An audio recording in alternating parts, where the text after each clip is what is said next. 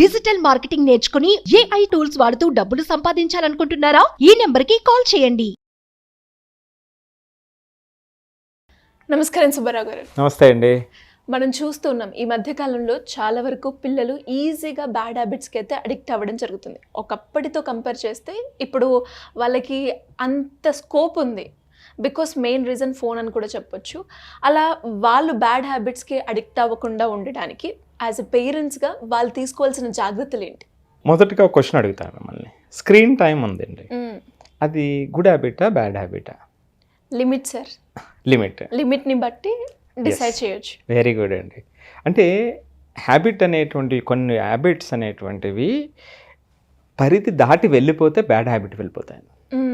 ఇప్పుడు screen time అనేటువంటిది దాన్ని ఎలా యూటిలైజ్ చేస్తున్నారు అనేటువంటిది ఇంపార్టెంట్. నాకు తెలిసిన అనేక ఎగ్జాంపుల్స్ అండి, చాలా పేద కుటుంబంలో నుంచి ఉండి లాస్ట్ 5 yearsలో చూసిన కొన్ని ఎగ్జాంపుల్ చెప్తాను. ఫీజు కట్టేటువంటి స్తోమత లేక ఆన్లైన్లో కోర్సెస్ అటెండ్ అవుతూ ఆన్లైన్లో వీడియోస్ చూస్తూ డాక్టర్స్ అయిన పిల్లలు ఉన్నారండి. Yes sir. ఎంత గొప్ప జర్నీ చూడండి. అంటే దాన్ని ఆ యూటిలైజేషన్ ఎలా చేసామనేటువంటిది ఇంపార్టెంట్. మీరు చెప్పినట్టుగా చక్కగా లిమిట్స్, ఆ ఎక్సెసివ్ స్క్రీన్ టైం అనేటువంటిది బ్యాడ్ హ్యాబిటే. చదువుకోవటం గుడ్ హ్యాబిటా బ్యాడ్ హ్యాబిటా అంటే యాజ్ ఏ ఎడ్యుకేషనలిస్ట్గా నేను చెప్తాను, ఫిజికల్ ఎమోషనల్ వాటికి వాల్యూ ఇవ్వకుండా చేసేటువంటి చదువు కూడా బ్యాడ్ హ్యాబిటే అని చెప్తా. ఉదయం నుంచి సాయంత్రం దాకా వేరే వాటిని ఏమి పట్టించుకోకుండా అది కూడా గుడ్ హ్యాబిట్ అవ్వదు. ఒక మనిషి హోలిస్టిక్ డెవలప్మెంట్కి ఫిజికల్ ఇంప్రూవ్మెంట్, ఫిజికల్ స్ట్రెంగ్త్ అవసరం, ఎమోషనల్ స్ట్రెంగ్త్ అవసరం, ఇంటలెక్చువల్ స్ట్రెంగ్త్ అవసరం. ఏది మరో దాన్ని ఆపేస్తున్నా సరే అది ప్రమాదం.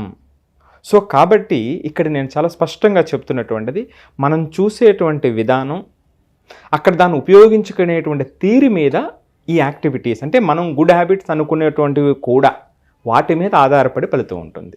కొన్ని బ్యాడ్ హ్యాబిట్స్ ఉంటాయి, పొగ త్రాగటం, మందు సేవించటం, ఇతరులతో గౌరవం లేకుండా ప్రవర్తించడం, ఇవన్నీ బ్యాడ్ హ్యాబిట్స్, ఇంకా దాంట్లో క్వశ్చనే లేదు.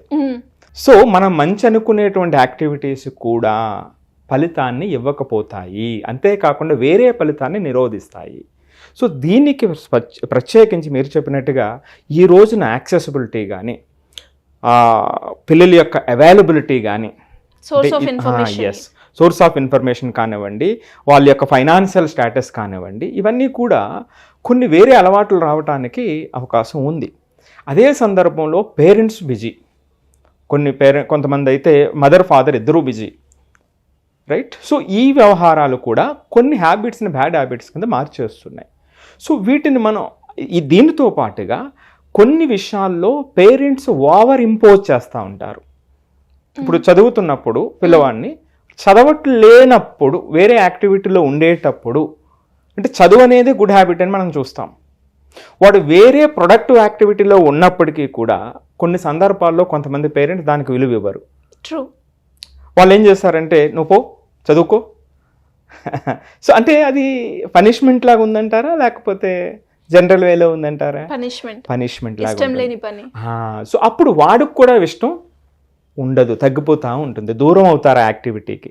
ఆ ఎంపసిస్ లేదా రైట్ టైంలో రైట్ వేలో చెప్పకపోయినా ఆ గుడ్ హ్యాబిట్స్కి పిల్లలు దూరంగా జరిగిపోయేటువంటి అవకాశం ఉంటుంది. గుడ్ హ్యాబిట్ నుంచి కూడా బ్యాడ్ హ్యాబిట్ డెవలప్ అయ్యే ఛాన్సెస్ కూడా ఉంటాయి. ఇప్పుడు ఎప్పుడైతే చదవట్లేదో వాడు వేరే యాక్టివిటీకి ఇన్వాల్వ్ అవుతాడు. సో ఎప్పుడైతే వేరే ఆ యాక్టివిటీ సరైనది కాకపోతే ఎక్కడ పెట్టవలసినటువంటి టైం ఇక్కడ పెట్టవలసినటువంటి టైం వేరే చోట, అంత అయిపోయింది కదండి. వేరే చోట, అవసరం లేని చోట పెట్టేటువంటి అవకాశం ఉంటుంది. సో అసలు బ్యాడ్ హ్యాబిట్స్ లేదా గుడ్ హ్యాబిట్స్ అనేటువంటి చూసేటప్పుడు దీన్ని ఒక 4 పాయింట్లో మనం చూద్దామండి. అంటే ఏదైనా పిల్లల విషయంలో పేరెంట్స్ మన అన్ని కోణాల్లో శ్రద్ధ తీసుకోవాలనుకునేటప్పుడు ఫస్ట్ పాయింట్ ఏంటంటే ఆరోగ్యకరమైన అనారోగ్యకరమైన అలవాట్లు. మొట్టమొదటిదండి హెల్దీ అన్హెల్దీ యాక్టివిటీస్. సో ఈ హ్యాబిట్స్ విషయానికి వచ్చేటప్పటికి సపోజ్ చిన్నపిల్లలు ఉంటారండి, బాగా చిన్నపిల్లలు. సో ఏళ్ళు చిక్కుతూ ఉంటారు, రైట్? సో ముక్కులో ఇది చేస్తూ ఉంటారు. సో ఇవన్నీ చిన్నప్పుడు జరుగుతూ ఉంటాయి. ఈ సరైన టైంలో ఆపలేదనుకోండి, చిన్నప్పుడు ఓకే, పెద్దవాళ్ళు అయ్యాక కూడా కొంతమంది గోల్డ్ కొరుకుతూ ఉంటారు. ఓకే, డిఫరెంట్ రీజన్స్ ఉంటాయి. సో ఇవన్నీ బ్యాడ్ హ్యాబిట్సే కదండి, వీటిని ఆపవలసినటువంటి అవసరం ఉంది కదా. ఇక కొంచెం పెద్ద పిల్లల విషయానికి వచ్చేటప్పటికి జంక్ ఫుడ్స్. ఇప్పుడు హెల్త్ లేకపోతే ఏముందండి, మీ దగ్గర ఏదైనా ఉండనివ్వండి, హెల్త్ లేకపోతే ఇంకేమీ లేదు కదా. సో దేవుడు ఇచ్చినటువంటి హెల్త్ ఇది, సో దాన్ని మనం కాపాడుకోవాలి కదా. సో జంక్ ఫుడ్స్, మరి జంక్ ఫుడ్ తినటం అనేటువంటి, సపోజ్ ఒకరోజు బిర్యానీ తినటంలో తప్పు లేదు, ఒకరోజు పిజ్జా తినటంలో తప్పు లేదు. మరి అదే పనిగా పరిధి దాటి తినేటప్పుడు మీకు డబ్బులు ఉండొచ్చు, మీకు అమితమైన ప్రేమ ఉండొచ్చు పిల్లల మీద, కానీ అది ఏ ఇంప్లికేషన్ చేస్తుంది? మీ దగ్గర డబ్బులు ఉన్నాయి, రోజు బిర్యానీ కొనేటువంటి సామర్థ్యం ఉంది కదా అని రోజు బిర్యానీ తినిపిస్తే అది గుడ్ హ్యాబిటా బ్యాడ్ హ్యాబిటా? సో జంక్ ఫుడ్స్ అది మొదటిదండి. దీన్ని కొంచెం లిమిటెడ్గా మనం చూడాల్సినటువంటి అవసరం ఉంది. ఎవరి ఇష్టాలు వాళ్ళకు ఉంటాయి, అది కూడా పరిధి దాటకూడదు అనేటువంటిది. రెండవదండి హెల్దీ, దాంట్లో హెల్దీ అన్హెల్దీ. సో మీరు ఉదయం నుంచి సాయంత్రం దాకా చదివించడమే ఇంకా వేరే ప్రపంచం లేకుండా చేస్తే ఫిజికల్ స్ట్రెంగ్త్ లేని పిల్లవాడుకి మెంటల్ స్ట్రెంగ్త్ ఎట్లా వస్తుందండి? ఫిజికల్ ఎక్సర్సైజ్ లేకపోతే మెంటల్గా కూడా వాడు ఫిట్గా ఉండడు. ఈ ఫిజికల్ ఎక్సర్సైజ్ అనేటువంటిది మన బాడీలో, మన బ్రెయిన్లో డెవలప్ అయ్యేటువంటి చాలా డెవలప్మెంట్కి ఆధారభూతం. ఈ న్యూరో ట్రాన్స్మిటర్స్ ఏదైతే వస్తాయో అవి రెగ్యులేట్ అవ్వటానికి ఫిజికల్ యాక్టివిటీ ఒక ఇంపార్టెంట్ యాక్టివిటీ అండి. సో ఫిజికల్ ఎక్సర్సైజ్ లేకపోతే ఖచ్చితంగా అది బ్యాడ్ హ్యాబిటే. సో అంటే ఈ విధంగా హెల్త్కి సంబంధించినటువంటి విషయాల్లో మనం చూసినప్పుడు మరొక ముఖ్యమైనటువంటి విషయం ఈ రోజున ఎక్సెస్ స్క్రీన్ టైం అండి. ఈ స్క్రీన్ టైము ఉన్న పనులను హరించటమే కాదు, హెల్త్ రిలేటెడ్ ప్రాబ్లమ్స్ని పట్టుకొస్తుంది. ఎప్పుడైతే స్క్రీన్ టైం పెరిగిపోయిందో ఫిజికల్ యాక్టివిటీకి టైం ఉండదు, హెల్త్ రిలేటెడ్ ఇష్యూస్ వస్తాయి, కంటికి సంబంధించినటువంటి సమస్యలు వస్తాయి.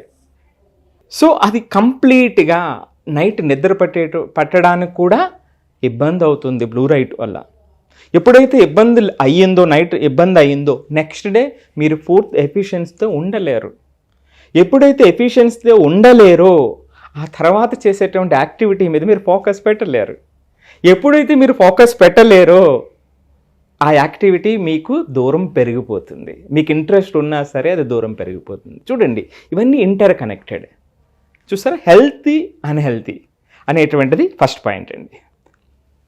ఇక రెండో పాయింట్ వచ్చేటప్పటికి బిహేవియరల్, ప్రవర్తనకు సంబంధించినటువంటిది. సత్ప్రవర్తన కానిది. సో వీటిలో చాలా స్పష్టంగా మనం చాలాసార్లు చెప్తూ ఉంటాం, అబద్ధం చెప్పడం అనేటువంటిది. పిల్లలకి అబద్ధం చెప్పడం అలవాటు అవుతుంటే వెంటనే రియాక్ట్ అవ్వకపోతే ఆ అబద్ధం తర్వాత మీకు కూడా చెప్తారు. అంటే మన పిల్లలు ఏం చేస్తున్నారో, వాళ్ళు ఏం మాట్లాడుతున్నారో దానికి అథెంటిసిటీ కంప్లీట్గా పోతుంది. రెండవది రెస్పెక్ట్ చేయటం. రెస్పెక్ట్ విషయంలో పెద్దవాళ్ళని లేదా తోట వయసు వాళ్ళని ఆ గౌరవించడం అనేటువంటిది లేకపోతే ఆ బిహేవియరల్ ప్రాబ్లమ్స్, ఆ హ్యాబిట్ అనేటువంటిది కంప్లీట్గా అది బ్యాడ్ హ్యాబిట్లోకి వెళ్ళేటువంటి అవకాశం ఉంటుంది. అంటే ఈ విధంగా మనం వీటిని డివైడ్ చేసుకోగలిగితే, అంటే నేను ఎందుకు డివైడ్ చేసి చెప్తున్నానంటే శిరీష గారు, కొంతమంది పిల్లలు అగ్రెసివ్గా ఉంటారు కానీ చాలా బాగా చదువుతారు. అవును సార్, రైట్ అండి. సో కొంతమంది చాలా సౌమ్యంగా ఉంటారు, చదివేటువంటి అలవాట్లు కరెక్ట్గా ఉండవు. అంటే నేను పూర్తిగా ఆ పిల్లల యొక్క భవిష్యత్తును కోరుకునేటువంటి వ్యక్తిని అయితే కరెక్ట్ చేయవలసిన బాధ్యత నా మీద ఉంటుంది కదండి, డెఫినెట్గా. సో అందుకని మనం ఆ తప్పు కోణంలో చూడకూడదు. ఒక పిల్లలకు 1-2 బ్యాడ్ హ్యాబిట్స్ ఉంటాయి, అదే టైంలో చాలా మంచి గుడ్ హ్యాబిట్స్ కూడా ఉంటాయి. మనం దీన్ని క్లాసిఫై చేసి చూడగలిగినప్పుడు కరెక్ట్గా వాళ్ళకి ఏది అవసరం అది ఇవ్వగలుగుతాం.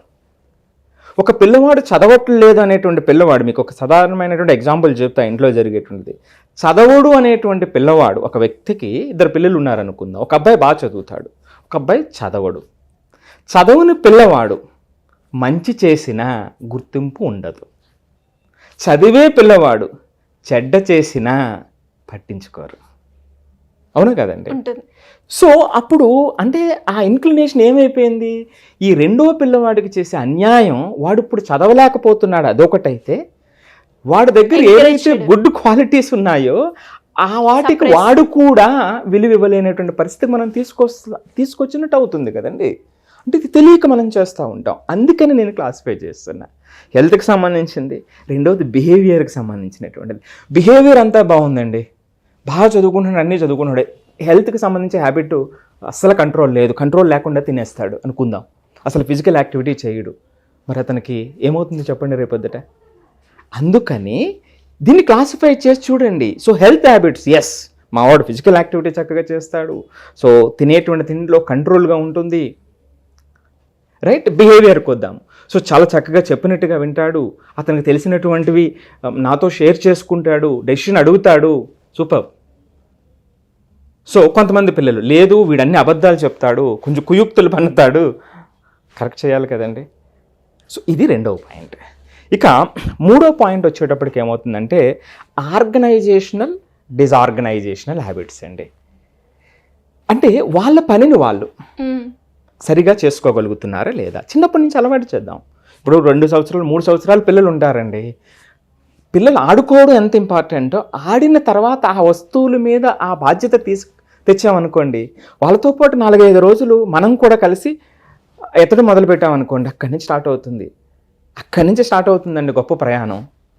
మనం కూడా వాళ్ళతో కలిసి నాన్న ఇవన్నీ ఎత్తేసి ఒక చోట పెట్టుకోవాలి, సో అమ్మకి ఇబ్బంది మొత్తం అంతా అని చెప్పడం మొదలు పెట్టామనుకోండి, 4-5 సార్లు మనం మొదలు పెట్టినప్పుడు ఏమవుతుందంటే వాళ్ళు కూడా నెక్స్ట్ టైం 4-5 సార్లు తర్వాత వాళ్ళే చేసేస్తారు.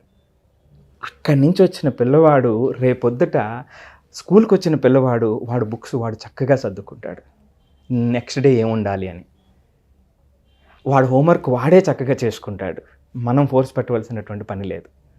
అక్కడి నుంచి ఇంకొంచెం ఎదిగిన పిల్లవాడు వాడు రూమ్ వాడే సర్దుకుంటాడు, వాడు వాష్రూమ్ వాడే క్లీన్గా ఉంచుకుంటాడు. చూసారా, అంటే ఇవన్నీ కనెక్ట్ అండి, ఒక్క రోజులో రావు. మనం గారాబం చేసి నా పిల్లవాడు నేను ఇలా పెంచాలి అలా పెంచాలి, ఈ కష్టం నేను పడ్డాను వాడికి రాకూడదు, ఇవి కష్టం కాదండి. రేపొద్దుట భవిష్యత్తులో నిలదొక్కుకోవడానికి వాడు ఆత్మస్థైర్యంతో ఉండటానికి చేసేటువంటి పునాదులండి ఇవి. సో ఆర్గనైజేషనల్ డిజార్గనైజేషనల్ చూసామండి.